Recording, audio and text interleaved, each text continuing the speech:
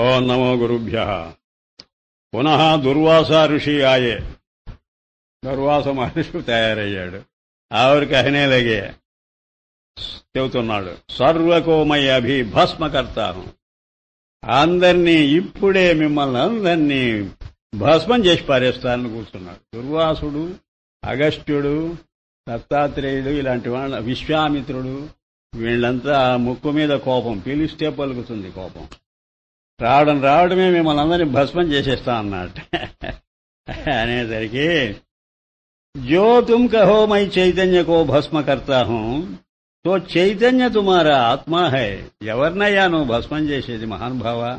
మమ్మల్ని మా శరీరం ఎప్పుడో భస్మం అయిపోయి ఉన్నది, ఇంకా నువ్వు కొత్తగా చెయ్యక్కర్లా.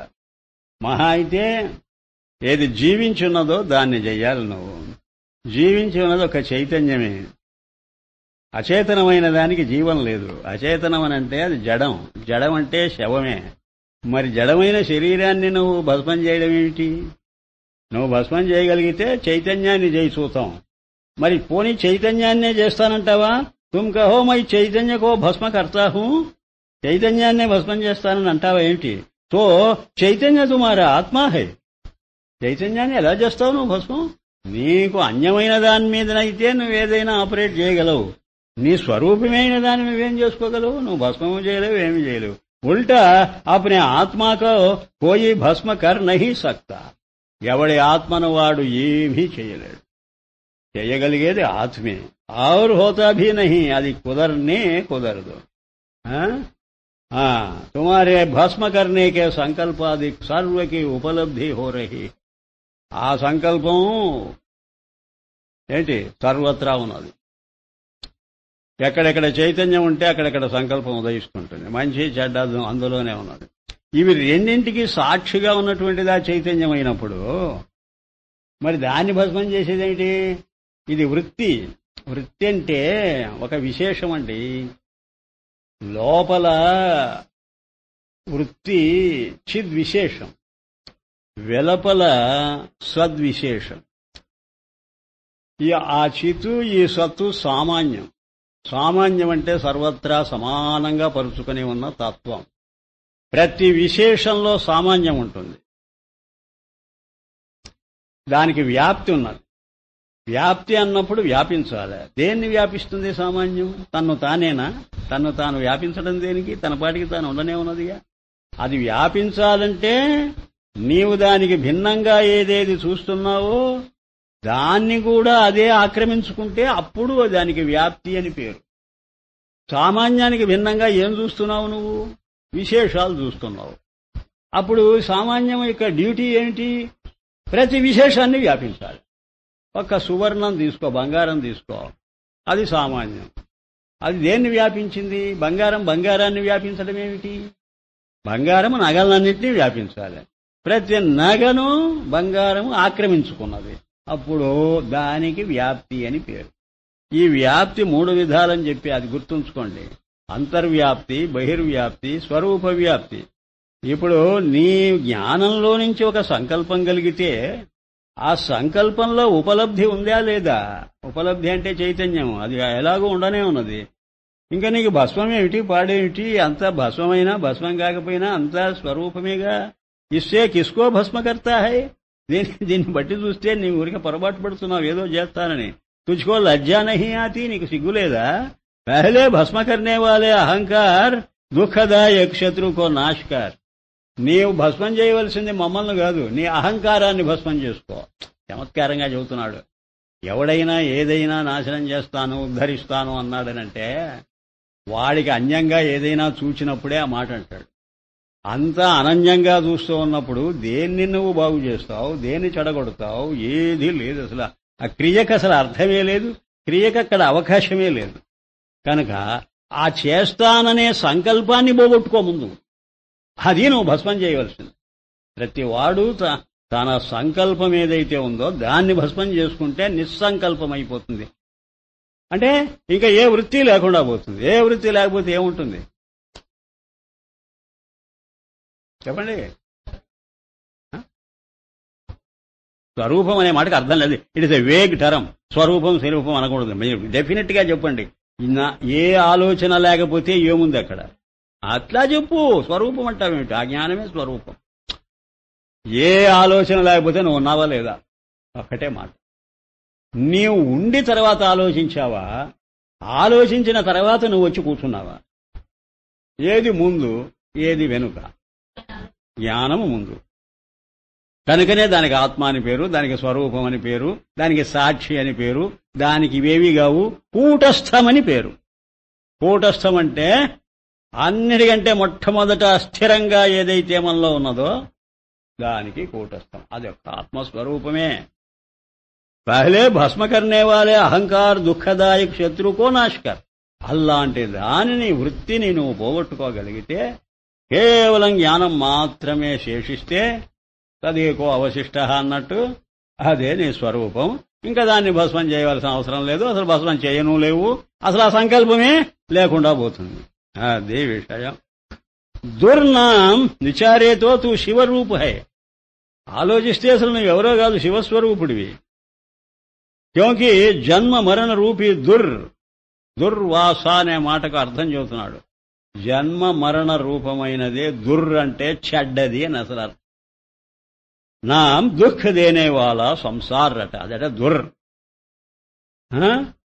వా అహంకార్, వా అజ్ఞాన్, ఈ మూడింటిలో ఏదైనా సరే తీస్తే పరే హోవే, వాటిని మించి ఉన్నావు నువ్వు, వాటిని దాటిపోయి ఉన్నావు, ట్రాన్సెండ్ అయి ఉన్నావు. దుర్ను దాటిపోతే అక్కడ వాస, నీవు వసిస్తున్నావు, నివసిస్తున్నావు. చారా, నువ్వెక్కడున్నావు? నీ స్వరూపం ఎక్కడుందనుకోవడం. సంసారం కాదు, అహంకారం కాదు, అంటే మిథ్యాత్మ, గౌణాత్మ, ఈ రెండు లెవెల్స్ దాటిపోయి నువ్వు కూర్చొని ఉన్నావు. నీకే వృత్తి లేదు, అది నీ స్వరూపం. అక్కడ వసిస్తున్నావు గనక ఈ దాటిపోయి ఉండేవాడెవడో వాడు దుర్వాసుడు. అది అసలైన అర్థం. వాసానాం స్థితి జిస్కి చోకహియే దుర్వాస. అలాంటి స్థితిలో ఎవడున్నాడో వాడి పేరు దుర్వాసుడు. వా దుర్నాం దుఃఖ అసత్ జడ మాయా వికార రూప్ సంసార్. అది దుర్ అంటే. దానికి తిస్విషే ఉల్ట సచ్చిదానంద ఆదట నివాసం. ఇది మనకు నివాస స్థానం కాదు, మన నివాస స్థానం అది. స్వస్థత అనే దానికి అర్థం చెప్పా ఇంతకుముందు. స్వ అంటే తనలోనే, స్థా ఉండడం అని. నువ్వు ఎక్కడున్నావు? నువ్వు సంసారంలో ఉన్నావు, అంటే ఆ ఆలోచనలో ఉన్నావు. ఆ ఆలోచనకు అనుగుణంగా ఆ రూపంలో ఉన్నావు. నామ రూప, వాటితో లావాదేవీ క్రియ. ఈ నామరూప క్రియలు నువ్వు అన్యంగా చూసి వాటితో కాలక్షేపం చేస్తున్నావు. నామరూప క్రియలు ఎక్కడి నుంచి వచ్చాయి? నిన్న చెప్పాడు చూడండి, కిరణాలని. ఆ మండలంలో నుంచి వచ్చిన కిరణాలవి. ఆ కిరణాలన్నీ వెనక్కు తీసేసుకో. ఏది మిగిలింది? నీ స్వరూపం మండలాకారంగా, అఖండ మండలాకారం అన్నట్టు అది మిగిలిపోయింది. అది సరే, మంచిది. ఇతనా కహ ఉసీ సమయ సభా మే నారదాయే. చెప్తూ ఉండగా నారద మహర్షి వచ్చాడు. और कहने लगे जो भक्ति करेगा सोई काल के भय से छूटेगा अन्यथा नहीं. ఎవడు భక్తుడో వాడే మృత్యువును తప్పించుకుంటాడు. భక్తి లేని వాడికి మృత్యు భయం తప్పదు అన్నాడట. భక్తి కా స్వరూప్ కహో. నువ్వు భక్తి భక్తి అంటున్నావే, భక్తి అంటే ఏమిటో కొంచెం సెలవిస్తారా?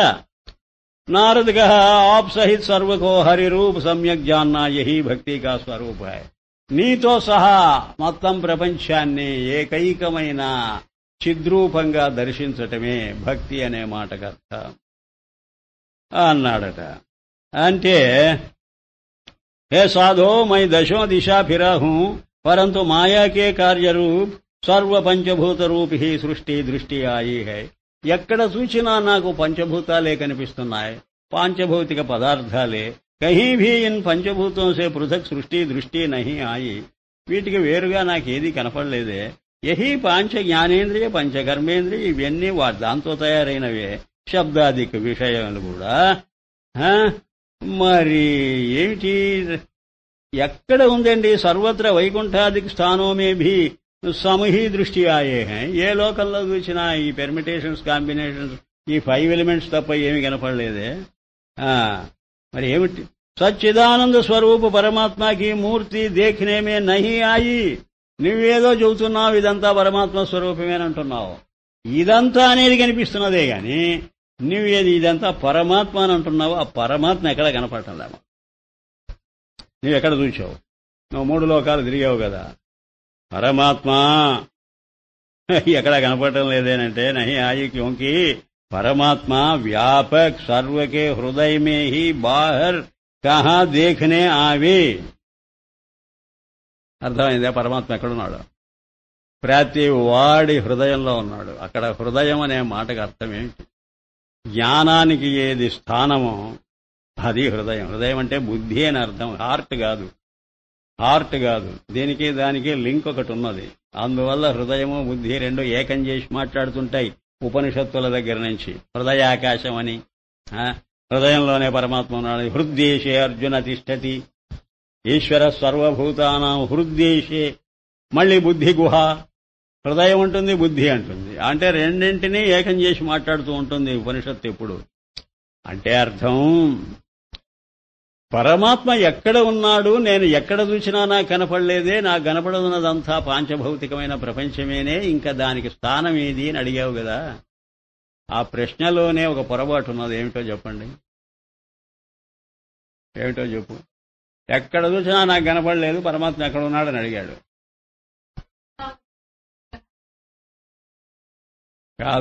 కాదు.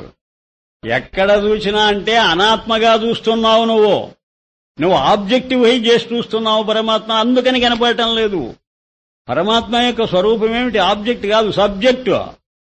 ఆత్మ అన్నప్పుడు నేను అనే భావం గనుక అది ఎప్పుడూ కూడా స్వరూపంగా ఉంటుంది, అంతేగాని నీకు అన్యంగా, నీకు విషయంగా ఉండదు. వాడేం చేస్తున్నాడు? విషయంగా ఎక్కడైనా ఉన్నదేమో అని గమనిస్తున్నాడు. మనకు అలవాటు ఏమిటనంటే ఏదైనా ఒకటి సత్యం గాని అసత్యం గాని ఏదైనా ఒక పదార్థం తెలుసుకోవాలనంటే అది ఎక్కడ ఉంది, ఎలా ఉంది, ఏమిటి అని అడుగుతూ పోతాం. అలాగే పరమాత్మ కూడా ఎక్కడ ఉన్నాడు, ఎలా ఉన్నాడని అడగటం సహజం. ఇవన్నీ కనపడతాయి, ఎందుకంటే ఇవి నామరూప క్రియాత్మకమైనవి కాబట్టి, నీకు అన్యంగానే ఉంటాయి కాబట్టి ఎప్పుడు కనపడడానికి అవకాశం ఉంది. అది అనన్యం, నీవేది, నిన్ను నువ్వే వెతుక్కుంటున్నావు. ఎక్కడ? ప్రపంచంలో. నిన్ను నువ్వే ఆత్మలో గాక అనాత్మలో వెతుకుతున్నావు. దీని మీద ప్రశ్న వేస్తా, జవాబు చెప్పు. అనాత్మ ఆత్మ కాదా? నువ్వు అనాత్మ అనుకుంటున్నది కూడా ఆత్మే కదా. ఏం వెతికితేనేమి? పైగా ఎందెందు వెతికి చూసినా అందందేగలడన్నాడు, అంతేగాని నీలో వెతుక్కోమని చెప్పలేదు కదా ప్రహ్లాదుడు. ఆ ఉపనిషత్తు కూడా భూతేషు విచిత్య అంటున్నదే, ప్రతి పదార్థంలో వెతికి చూడు అంటున్నది, అంతేగాని నిన్ను నీలో నువ్వు వెతుక్కోమని చెప్పలేదు కదా. మరి ఏమిటి ఈ ప్రశ్నకు అర్థం? అది కాదు. ప్రతి పదార్థంలో వెతికినా పదార్థంగా నీకు విషయంగా వెతికితే కనపడదో, నీ స్వరూపంగా నువ్వు ఆ పదార్థాల్లో ఉన్నదాన్ని చూస్తుంటేనే ఆ వెతకటం ఫలిస్తుంది. ఇప్పుడు ప్రతి సొమ్ములో నువ్వు వెతికి చూడు, నీకు బంగారం కనపడుతుంది అని అన్నారనుకో. ప్రతి సొమ్మును వెతుకుతున్నావా, సొమ్ములో బంగారాన్ని వెతుకుతున్నావా?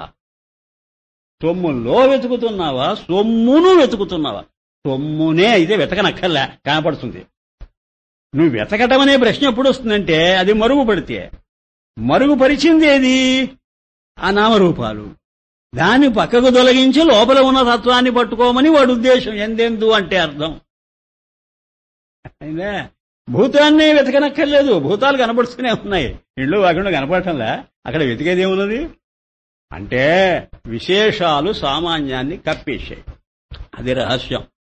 కనుక విశేషాలలోనే సామాన్యం స్టకప్ అయిపోయి ఉన్నది గనుక, ఇరుక్కుపోయి ఉన్నది గనుక, ఆ విశేషాల బంధము నుంచి దాన్ని సడలించి యువతలికి లాగి చూడు.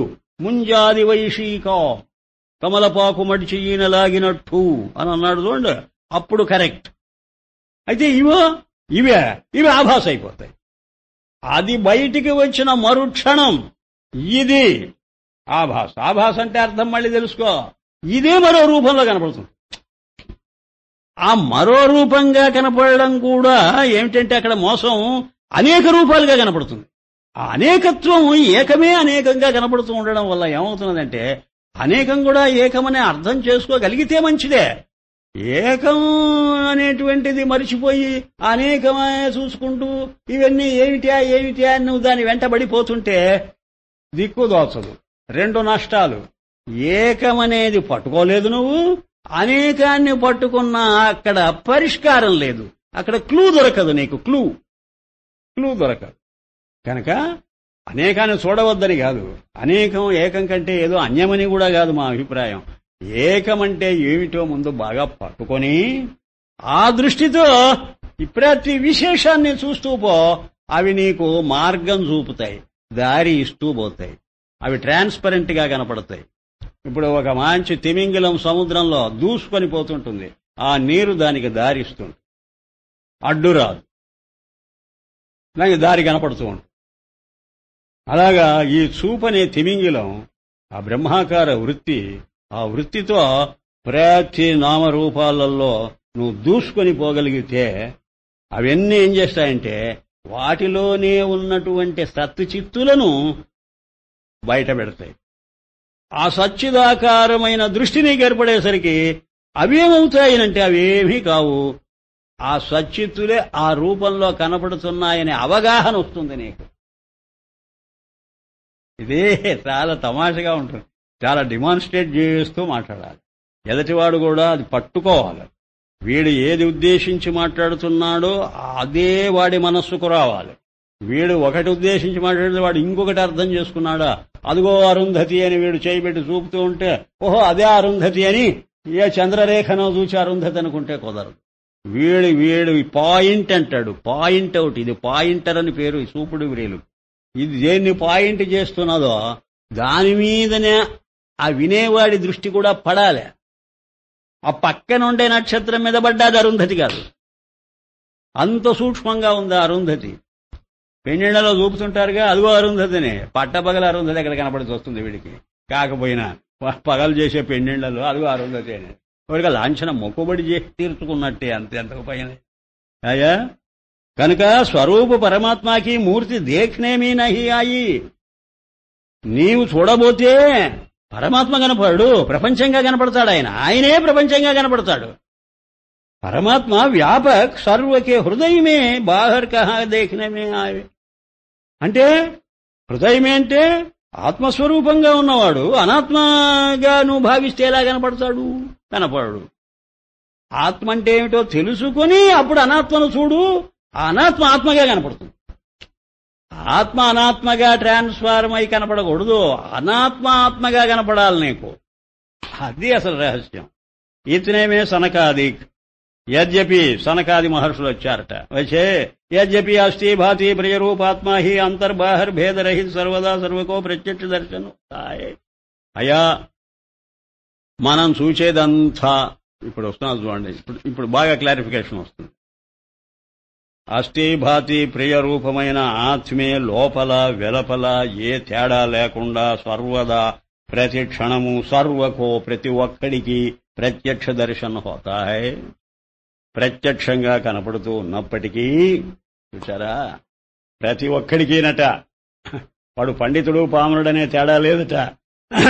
వాడు కళ్ళు పెట్టుకొని చూసినా, చెవులు పెట్టుకొని విన్నా, ఏ ఇంద్రియంతో చూసినా, ఏ మనస్సుతో ఆలోచించినా వాడికి ఆ పరమాత్మే కనిపిస్తున్నాడు గాని పెండ్లాం బిడ్డలు ఇండ్లు వాకుండా కనపడటం లేదట.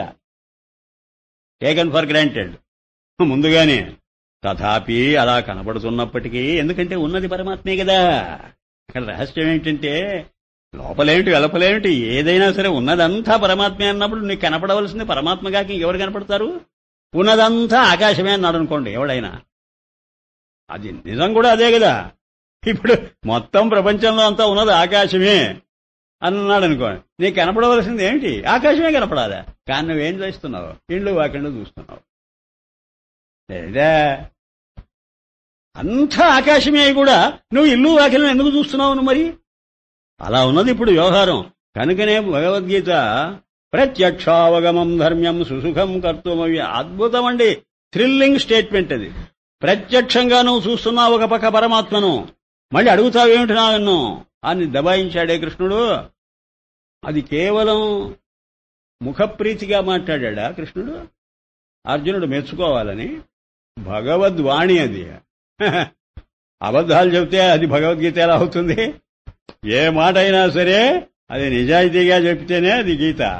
ఏమని చెబుతున్నాడు? ప్రత్యక్షావగమం. పైగా అవగమం అనే మాటకు అర్థం అనుభవం అని భగవత్పాదులు రాశారు స్పష్టంగా. అవగమం అనే మాటకు రెండు అర్థాలున్నాయి, జ్ఞానం ఒకటి, అనుభవం ఒకటి. ఆయన ఏమన్నాడు తెలుసునా? అవగమం అంటే స్వానుభవానికి వచ్చినప్పుడే మాట అనవాలట, లేకపోతే ఆ మాట అనకూడదట. ప్రత్యక్షావగమం అంటున్నాడు. పైగా అదో నీ కళ్ళు తెరిస్తే కనబడుతున్నది పరమాత్మే అన్నాడు. మరి ఎలా అర్థం చేసుకోవాలి? ఇప్పుడు చూశారా కమలీవాల ఏమంటున్నాడు? ప్రత్యక్షంగా ప్రతి ఒక్కరికి నువ్వు కృషి చేయకపో ఏమైనా సరే. ఇప్పుడు అక్కడ ఖాళీ కనపడుతున్నట్టు మన ఎదురుగా ఖాళీ కనపడుతున్నదా లేదా? అలాగా కనపడుతున్నది పరమాత్మ. అయినా అనేసరికి కొంప మునిగింది. కనబడుతున్నాడని అక్కడికి ఆగలేదు ఆయన. ఆగితే బాగుండు. ఆగకుండా ఏమంటున్నాడు? సమ్యక్ విచార్ దివ్య దృష్టి సే జానా జాతా హై. చాలా మందికి ఒక దొమ్మ పొగరు ఉన్నది, దానికి దొమ్మ పొగరు అని పేరు. ఏమంటుంటారు తెలుసా? అదే మీకందరికీ సందేహమేమో కానండి, నాకెప్పుడు పరమాత్మ కనిపిస్తుంటాడండి, అక్కడ పడితే అక్కడే. అబ్బో పరమాత్మ ఏం చోటేముందండి? లేని పురాణాల్లో మాటలు, పెద్దలు చెప్పిన మాటలు చిలక పలుకుల్లాగా ఏకరవ పెడుతూ ఉంటారు. నిజమే, మరి పరమాత్మ సర్వత్రా కనిపిస్తూ ఉన్నాడు. మరి నువ్వు తృప్తి పడరాదు. నీకు ప్రాబ్లమ్స్ ఎందుకు వచ్చాయి? నువ్వు ఎందుకు మళ్ళీ పుస్తకాలు చదువుతున్నావు? ఎందుకు శ్రవణం చేస్తున్నావు? ఎందుకు దాని గురించి విచారణ చెయ్యాలనే ప్రయత్నం ఎందుకు ఏర్పడ్డది? తృప్తిపడు, ఊరకున్నవాడు ఉత్తమ యోగిరా. హాయిగా ఉండలేవి అంటే 10 మంది మెచ్చుకోవాలని పైకేమో అంటున్నావు గాని నీకు లోపల అనుభవం చాస్తే లేదు. ఇదే హిపోక్రసీ అంటారు దీన్ని. అంటే ఏంటి? ఆత్మవంచన. ఒకళ్ళ మెప్పు కోసం అనకండి, మన కోసం మనం బతకాలి. అదే బతుకంటే ఒకరు చూడడానికా? అందుకనే కమలీవాలా అంటున్నాడు. ఆయన అనవచ్చు కదా, దబాయించవచ్చు కదా, ఏమన్నది ఆయనతో బ్రహ్మస్వరూపం. ఇంకా మాట్లాడకండి. 600 పేజీలు ఎందుకు రాశావు మహానుభావ? ఎందుకే గ్రంథం? ఎవరికి చెప్పడానికి? నువ్వేమంటున్నావు? తెలిసిన వాడికి తెలియని వాడికి అందరికీ ఉన్నది పరమాత్మే అని అంటున్నావు కదా, ఇంకా ఎవరికి చెప్పాలి నువ్వు? చెబుతున్నాడు. లౌడ్ థింకింగ్ అయింది. తథాపి అక్కడికి ఆగకండి. సమ్యక్ విచార్ దివ్య దృష్టిసే. మీరు సరిగ్గా విచారణ చెయ్యాలి, తప్పదు. వస్తు సిద్ధంగా ఉన్నది పరమాత్మే అందరికీ తెలుసు, కాని నీకు బుద్ధి సిద్ధం కాలేదు. ఇప్పుడు చిన్నప్పుడు ఆకాశం ఎక్కడుందిరా అంటే పైన చూపిస్తాం మనం. Up above the world so high, very sky పైన ఉన్నది ఓపార్. ఎంతో కాలం పట్టింది మనకు అర్థం చేసుకోవడానికి. ఏమని? ఏది ఖాళీయో అదే ఆకాశం అని. ఇప్పటికీ కూడా చాలా మంది పెద్దవాళ్ళ అభిప్రాయం ఏంటో తెలుసా? ఆకాశం ఇక్కడెక్కడా లేదని. ఈ ఇంట్లో ఆకాశం ఉంది అంటే నవ్వుతారు. ఇంట్లో ఆకాశం ఏమిటండి? ఇంట్లో ఆకాశమే నవ్వేవాళ్ళు ఉన్నారు. ఆకాశం అనే ఐడియా మంచికో చెడ్డకో ఒక రకంగా ఏర్పడిపోయింది మానవ లోకానికి. ఏమని? మన పైన ఎక్కడో ఉందనేది. ఆ నక్షత్రాలు వెలుగుతున్నాయి, ఆ సూర్యుడు వెలుగుతున్నాడే, అక్కడ ఉన్నదే ఆకాశం. ఈ మధ్యలో ఎక్కడా లేదు, భూమి మీదకి రాలేదు అది. ఇంకొకటి ఉన్నదండి, ఈ భూమి కింద ఆకాశం ఉందంటే నమ్ముతావా? అంటే భూమి పక్కన ఆకాశం ఉంది, భూమి చుట్టూ ఆకాశం ఉంది. భూమి ఎక్కడుంది? భూమి ఆకాశంలో ఉన్నది. అమ్మా పడిపోదటండి పెద్దవాళ్ళు. భూమి ఆకాశంలో ఉంది అండి, అది బంతిలాగా ఆకాశంలో. ఎవరు నిలిపారండి దాన్ని? ఎలా పడిపోకుండా ఉన్నదండి? సూర్యుడున్నాడు, మరి ఆయన ఎందుకు పడిపోలే? నక్షత్రాలున్నాయి, ఎందుకు పడిపోలే? అలాగే ఇది కూడా ఒక గోళం, ఇది పడిపోవటంలా. ఏం కారణం? ఒకదాన్నొకటి గట్టిగా పట్టుకొని ఉన్నాయి. అంత గొప్ప పవర్ అది. కాస్మిక్ పవర్ అంటే మాటలా? పట్టుకోవడం. అదే గ్రహ అంటే పట్టుకోవడం అని అర్థం. అసలు గ్రహ శబ్దానికి అర్థం అది. గ్రహించేది గ్రహం, గ్రిప్. అలా పట్టుకొని ఉన్నది. ఆ బ్యాలెన్స్ మీద ఉన్నదండి మొత్తం ప్రపంచం. మరి ఇవన్నీ ఈ భావాలు పెరిగి పెద్దవాళ్ళం అయిన తర్వాత ఇప్పటికి కూడా అర్థం చేసుకోలేక హేళన చేసేవాళ్ళు ఉన్నారు. ఏమంటారు మీరు దానికి ఏమంటారు మీరు? అంచేత బాబు, గొప్ప కాన్సెప్ట్స్ అంటారు వాటిని. అలాంటివి 100కి 90 మంది అర్థం చేసుకోలేరు. అర్థం చేసుకోకపోగా పరిహాసం చేస్తారు. అంచేతనే ద్వైత ప్రపంచంలోనే ఇలా ఉన్నప్పుడు వ్యవహారం ఇదంతా ద్వైతం. ఆఫ్టర్ ఆల్ ఆకాశము భూమి ఇవన్నీ ద్వైత ప్రపంచం. అద్వైత జ్ఞానం అది అందించేటువంటి విషయం చూస్తుంటే సమ్యక్ విచార్, ఎంతో విచారణ చేస్తేనే గాని సర్వత్రా పరమాత్మ ఉన్నాడనే విషయం మీకు తెలియదు బాబు. సర్వత్రా ఆకాశం ఉన్నదనేదే నువ్వు గ్రహించలేని వాడివి. సర్వత్రా చిదాకాశమైన పరమాత్మ ఉన్నాడంటే దివ్య దృష్టి సే జానా జాతా హై. నీకు దివ్య దృష్టి రావాలా? దివ్య దృష్టి, మార్టల్ సైట్ కాదు, విజన్ కాదు, ఇమ్మార్టల్ డివైన్ విజన్ రావాలి మనకు. సవికల్పమైన దృష్టి మర్త్యం, నిర్వికల్పమైన దృష్టి దివ్యం. ఇది గుర్తుంచుకోండి. విశేష దృష్టి మర్త్యం, సామాన్య దృష్టి దివ్యం. కార్యదృష్టి మర్త్యం, కారణ దృష్టి దివ్యం. ఇప్పుడు కొన్ని 100 మట్టి పాత్రలున్నాయి. అది చూడగానే ఇది ముంత, ఇది మూకుడు, ఇది బాణ, ఇది కడవ అని చెబుతూ పోతాం. దానికి దివ్య దృష్టి అక్కర్లే, దానికి మర్త్య దృష్టి ఉంటే చాలు. కానీ దేనికి కావాలి? అన్నింటిలో ఆ నామరూపాలను పక్కకు తోసేసి నీ దృష్టికి రాకుండా జాగ్రత్త పడి వస్తుంటాయి. అక్కడే ఉన్న ఆ రూపాలు నీ దృష్టికి రాదు. అయినా కూడా నీ దృష్టి ఆ రూపం మీద పడ్డప్పటికీ ఆ రూపంలో వ్యాపించి ఉన్న ఆ మట్టి కణాల మీదనే పడి ఆ మట్టినే ఆ దృష్టి గ్రహిస్తూ పోతే అది దివ్య దృష్టి. దానికే ప్రత్యభిజ్ఞాని పేరు పెట్టారు. ఎవరు? అద్వైతులు. ఈయన గారు దివ్య దృష్టి అంటున్నాడు. అంటే కారణమే చూస్తుండాలి నువ్వు. ప్రతి కార్యంలో కారణం కనిపించాలి. సామాన్యం కాదండి ఇది. ఎందుకంటే ఓవర్ వెల్మ్ చేస్తుంది, ఓవర్ పవర్ చేస్తుంది, నీ దృష్టిని లాగేస్తుంది. కార్యం తెలుసుకో. నువ్వు ఊరిక సులభంగా భావిస్తున్నావు. చెబుతూ ఉంటే సిద్ధాంతం మహాసులభంగా ఉన్నట్టు కనిపిస్తుంటుంది. నో, నువ్వు ప్రాక్టీస్ చేయి. స్వస్థం అంతే. 4 పీక్కున్నా రాదు నీకు అది, ఆ దృష్టి రాదు. ఏమనుకుంటున్నారు? ఇప్పుడు ఈ నామరూపాలు, ఈ ఫారమ్స్ అండ్ ఫంక్షన్స్ నిన్ను పక్కకు లాగేస్తాయి. ఇప్పుడు ఈ హాల్లో కూర్చొని మనం ఇటు ఛాలెంజ్, ఇక్కడ కారణం చూడు, మరి చూస్తాం. చూడు, ఈ ఆకాశమే చూస్తుండు. మన శరీరాలు ఏమైపోవాలి? ఈ ఫర్నిచర్ ఏమైపోవాలి? అడ్డు తగలదు నీకు. నన్నేం చేస్తావు? పెద్ద మనిషి అని అడగదు అది. నన్నేం చేస్తావు? నేను ఆకాశమా? నేను ఖాళీనా అని ఆ బల్ల అంటుంది, మైక్ అంటుంది, పుస్తకం అంటుంది, నా శరీరం అంటుంది. ఇంతకు నిన్ను 10 కాళ్ళు చేతులు ఏవి కనిపిస్తుంటే లేవా? నీకేం గుడ్డివాడివే? ఆ మాత్రం మనం చూడలేకపోతున్నావా?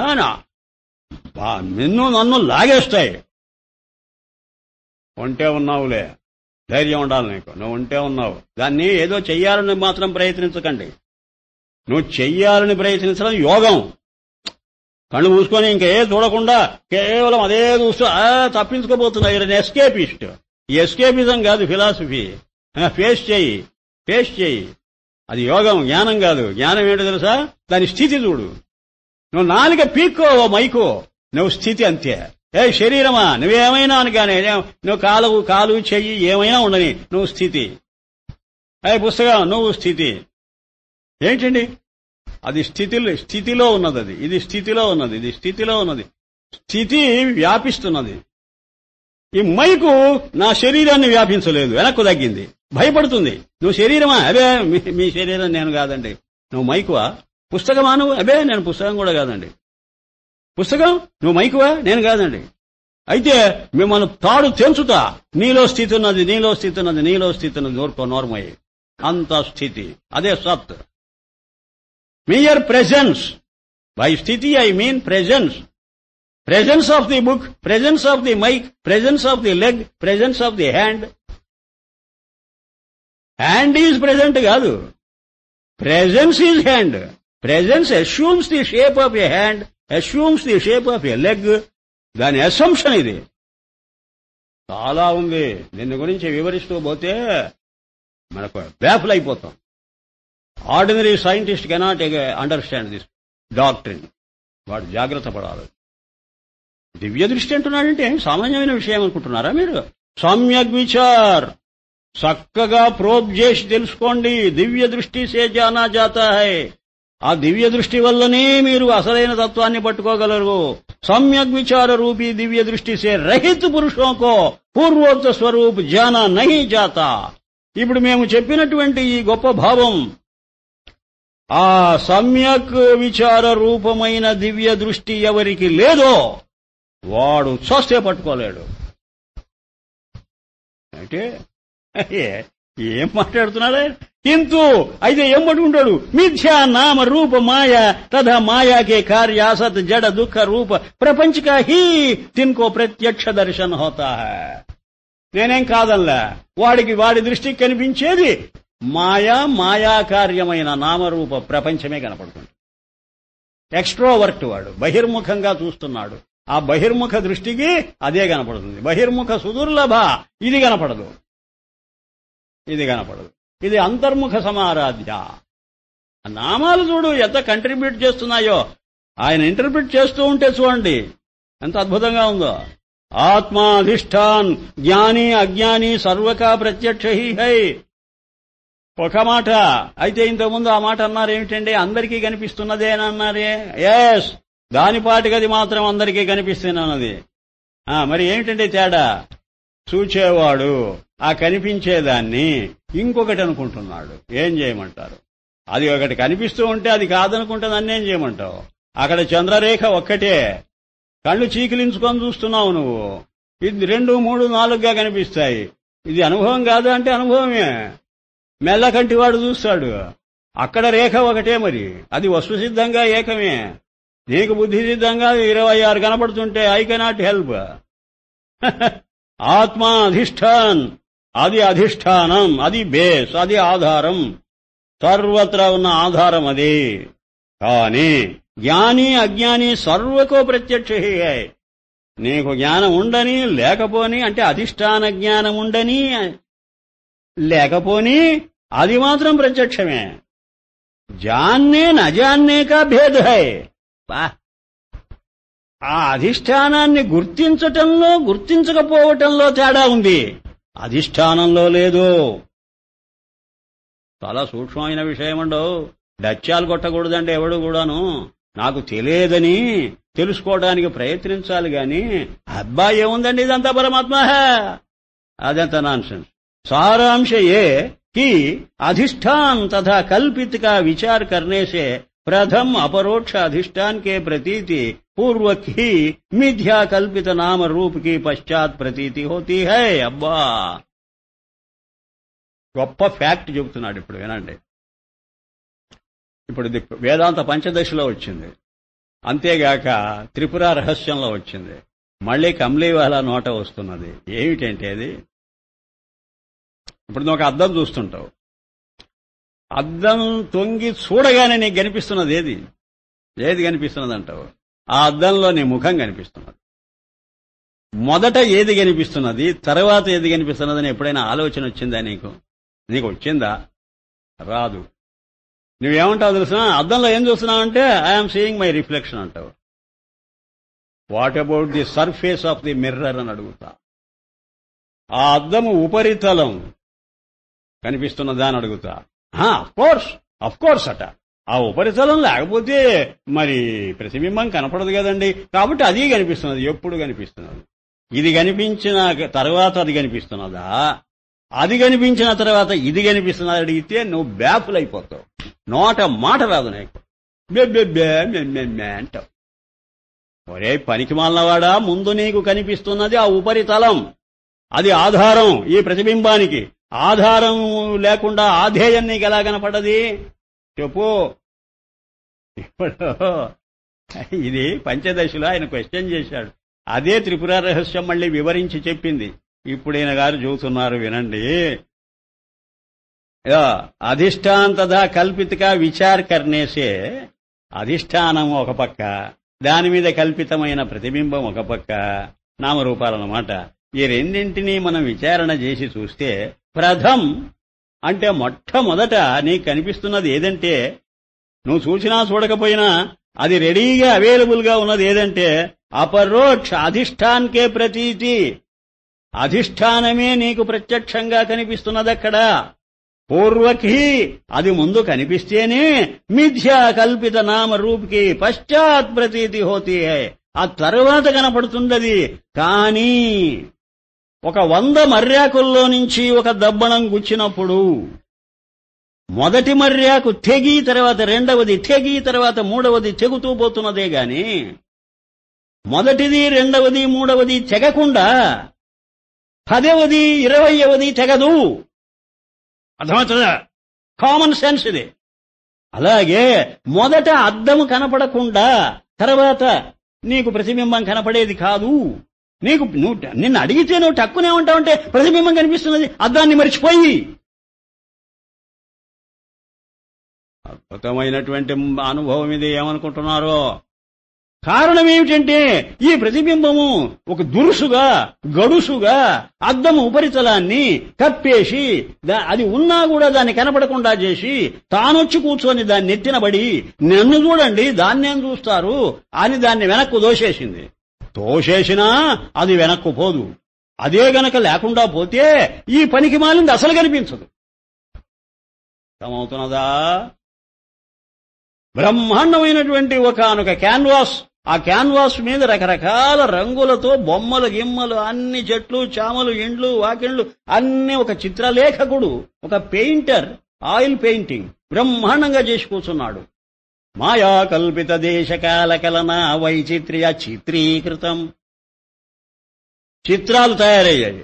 ఎంతసేపటికి నీ దృష్టి ఆ చెట్టు చూడండి ఎంత బాగా ఉందో, ఆ ఆకులు చూడండి ఎంత చక్కగా ఎంత సహజంగా ఉన్నాయండి అని అంటుంటాడు గాని క్యాన్వాసు అక్కడే ఉండే మౌనంగా. ఇది పంచదశలో ఉన్న విషయమే. చిత్రదీపం అంతా అదే.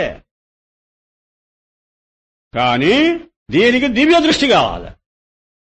ఇప్పుడు నువ్వు చూడు, దాన్ని తప్పించుకొని నీ దృష్టి దాని మీద పడమని చూస్తాం. Impossible almost. కానీ దీన్ని పెనిట్రేట్ చేసి చీల్చుకొని నీ దృష్టి అధిష్టానం మీద పడితే దానికి దివ్య దృష్టి అని పేరు. అలాంటి వాడే జ్ఞాని. नामरूप पश्चात प्रतीति होती है सबको, परंतु जानने न जानने का भेद है, दर्शन का नहीं.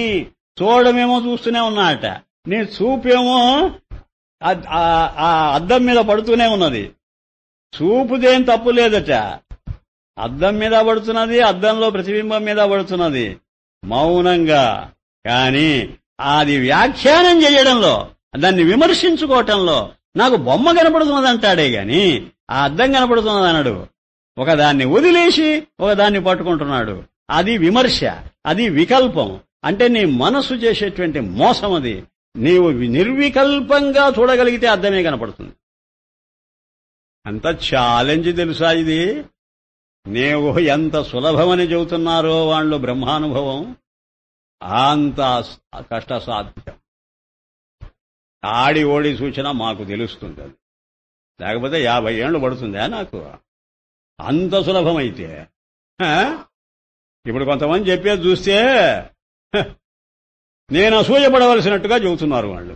మాకంతా తెలిసిపోయిందే, ఒళ్ళో పడ్డట్టే ఉన్నదే, అంతా పరమాత్మే కదా, ఎందుకంటే మీరు ఇంకా పుస్తకాలు అవి చెప్పడం చెందడం. నాకేం పని లేక చెబుతున్నాడు, నాకు తెలియంది కాదు అది. కానీ ఆ నిర్వికల్పమైన దృష్టి అలవరుచుకొని దృష్టాంతంలో కాదు, దార్ష్టాంతికం అనగా నీ నిజ జీవితానికి అన్వయించుకొని పొద్దున లేచినప్పటి నుంచి రాత్రి పడుకోబోయే వరకు నువ్వు చేసే ప్రతి పనిలో, మాట్లాడే ప్రతి మాటలో, ఆలోచించే ప్రతి ఆలోచనలో, ఎవరితో లావాదేవీ పెట్టుకుంటున్నా ఆ మనిషితో నువ్వు వ్యవహరించే తీరులో కేవలం అధిష్టానమే చూస్తూ ఒక దయ్యపు చూపు పడాలా. కోరిక నీవు చెప్పే మాట కాదు నాకు కావలసింది, ఆ చూపుతో వ్యవహరించి చూద్దాం. It is a challenge. పెద్ద స్వాముల వారు, సన్యాసులు, పీఠాధిపతులు దెబ్బతినేది ఇక్కడే. అదంతా వరకు పబ్లిసిటీ కోసం ఏడిచే ఏడుపు. తెలుసు నాకది. దర్శన్ కా నహి జైసే మధురత ద్రవత. సరే మంచిది, ఇదంతా అధిష్టానం గురించి చెబుతూనే ఉన్నాడు అనుకోండి. జైసేతు నారదుకో బాహర్ తలాష్ కరే సో కహా మిలే. తమాషగా మాట్లాడుతున్నాడు. ఒకసారి మా బావమరిది మా నాన్నగారిని అడిగాడు మెడ్రాస్లో, మామయ్య గారు మీరు పెద్ద ఫిలాసఫర్ కదా, ఈయన ఎంఏ పిహెచ్డి, ఆత్మ అంటే ఏమిటో చెబుతారా అని అడిగాడు అతను. అయితే ఈయన ఏం మాట్లాడలే. నేనైనా ఇంకా వాగుతూ ఉంటాను కానీ ఆయన ఎప్పుడు ఎవరితోటి ఈ విషయమే ప్రస్తావన చేయడు. ఆయన అన్నాడు, చెప్తాలే, నువ్వు సాయంత్రం ఇంటికి రా, అప్పుడు చూద్దాంలే అని. చెప్పొచ్చు, చెప్పలే ఆయన. సరే అతను ఎప్పుడో 6 గంటలు 7 గంటలకు ఇంకా చీకటి పడుతూ ఉండగా లోపలికి వచ్చాడు. అడగలే, అతనే మర్చిపోయినట్టున్నాడు. ఈయన బయటనే కూర్చొని ఉన్నాడు. నేను కూర్చొని వింటూనే ఉన్నా. కృష్ణమోహన్ నన్ను పిలిచాడు. మామయ్య గారు పిలిచారా? ఎవరయ్యా కృష్ణమోహన్ అంటే? ఎవరు కృష్ణమోహను అని అడిగాడు. నేనే కదండి అన్నాడు. అదే ఆత్మ అన్నాడు. ఆత్మ అంటే ఏంటో అని అడిగా. నేనే కదండి అని అంటున్నావే, ఈ చెయ్యి గుండెల మీద పెట్టుకొని మాట్లాడుతున్నావే, ఆ నేనును కృష్ణమోహన్ గా నువ్వు భావిస్తున్నావు కదా. ఇప్పుడు నన్నడుగు, ఎవరు మామయ్య గారు మీరంటే నేను సుందర్రావు అని చెబుతాను కదా. నేను సుందర్రావుగా భావిస్తున్నాను. మావాడిని అడిగితే శ్రీనివాసరావు అంటాడు. అందరూ ఏదంటున్నారో తెలుసా? నేననే మాటే అంటున్నారు. ఆయన బోధ చాలా చమత్కారంగా ఉంటుంది. ఎక్కువ మాట్లాడాడు ఆయన, చాలా చిత్రంగా మాట్లాడతాడు. అంతే. ఈ విశేషాలు పక్కన పెట్టి ఆ నేనును పట్టుకున్నావా ఎప్పుడైనా? అబ్బా, ఇంకా మావాడు హడలిపోయి ఎందుకు అడిగారా బాబు ఏనని అదే పరిగెత్తిపోయాడు. నాకప్పటి నుంచి ఆయన 4 మాటలు ముక్తసరిగా చెప్పిన ఆ మాటలు రింగుమని చెవిలో మోగుతూనే ఉంటాయి. ఒరే ఎంత చమత్కారంగా చెప్పాడా, ఎంత సూక్ష్మంగా చెప్పాడా అని. అదే విశిష్ట అద్వైత. ఆ నేను అద్వైత. అదిగో ఆ పేరు దాన్ని విశేషించింది. అంటే ప్రెడికేటెడ్ బై ది గోల్డ్ అన్నామనుకో, అది అద్వైతం. ది గోల్డ్ ఈజ్ ఎల్లో అన్నామనుకో, అది విశిష్ట. సరే, ది గోల్డ్ ఈజ్ మెలియబుల్ అన్నామనుకో, అది విశిష్ట. The gold is bright glittering అన్నామనుకో, అది విశేష. చూసావా, అది అక్కడ చమత్కారం. చాలా హాయిగా ఉంటుంది. ఇప్పుడు అది వస్తున్నది ఇక్కడ. ఇది వినగానే నాకు అది గుర్తొస్తున్నది. తో నారదుకో బాహర్ తలాష్ కరే. నారదా, నారదుడు ఎవడయా? ఎవడు నారదుడు? నేనే కదా. తో నారదుకో బాహర్ తలాష్ కరే సో కహామిలే. నారదుడు ఎక్కడో ఉన్నాడని నేను ఇద్దరం కలిసి ఊరంతా వెతికితే ఎక్కడ దొరుకుతాడయా నారదా? నువ్వు ఊరంతా వెతికావనుకో నారదుడిని పట్టుకోవాలని, దొరుకుతాడా నీకు? కింద నహీ మిలేగా, క్యోంకి నారద ఆప్టహరా. నారదుడు నువ్వే అయి కూర్చున్నావు. నారదుడవు నువ్వే అయి కూర్చున్నావు. నిన్ను వదిలేసి నువ్వు ఇంకా ఎక్కడ వెతికినా నారదుడు కనపడడు. అలాగే ఆత్మ నేనే అయి కూర్చున్నది. నేననే భావాన్ని వదిలేసి నేను ఎక్కడ వెతికినా నాకు ఆత్మ కనపడదు. ఎక్కడ వెతికినా కనపడేది అది నాది. నేను వదిలేసి నేను బయటికి వెళ్ళిపోతే నాకు నేను కనపడదు, నాదిగా కనపడుతుంది. ప్రతి ఒక్కటి నాది నాది గౌణాత్మ కనపడుతుంది. సజ్జనో దేశ్ కాల్ వస్తు భేద రహిత్ मन वाणी का अगोचर अपरोक्ष तुम्हारा సాక్షి ఆత్మా హై. ఈ మొత్తానికి సాక్షిగా ఉన్నది నీవే, అదే ఆత్మ అని తెలుసుకోవడమే మనం చేయవలసిన పని. కాకభుషుండ్ వీడొకడు, వీడు అయోమయ స్థితి. ఇది కాకభుషుండ్ అనేవాడు యోగ వాసిష్టంలో ఉన్న ఒక పాత్ర. వశిష్ఠ మహర్షి ఎలా కల్పించాడో ఏం కదో నాకైతే అర్థం కాదు. పురాణాలన్నింటిలో తయారవుతాడు. కాగ్ అంటే కాకి, భూషుండేట ఒక ఎంతో కాలం నుంచి బతుకుతున్నటువంటి ఒక ప్రేతలాగా తయారైన ఒక కాకిట. ఆ కాకి అసలు భాషలో కూడా, సంస్కృత భాషలో చిరజీవి అని ఒక మాట ఉన్నది. చిరజీవి అంటే లాంజిడ్, ఎంతో కాలం, దీర్ఘకాలం బతికేది అని అర్థమట. కాకి 2-3 మాటలున్నాయి. కాకము సంస్కృతంలోనండి, కాకి తెలుగు, సంస్కృతంలో కాక. రెండవది వాయస, వాయసమన్నా కాకే. మూడవది ధ్వాంస, ధ్వాంస అన్నా కాకే. అదిగాక చిరజీవి, చిరంజీవి అన్నకల్లా చిరజీవి అంటే చాలు. చాలా కాలం బతికేది అని అర్థమట. కాకోపి కాకోపి జీవతి చిరంచ బలించ భుంక్తే. అదే పొట్టబోసుకోవడానికి ఎంతకాలం ఎందుకయ్యా మనకు ఈ విద్యలన్నీ అనవసరం కదా. ఏ విద్య అయితే మనల్ని ఉద్ధరిస్తుందో అది పట్టుకోవాలి గాని ఈ మామూలు విద్యలన్నీ దేనికని చెబుతూ కాకోపి జీవతి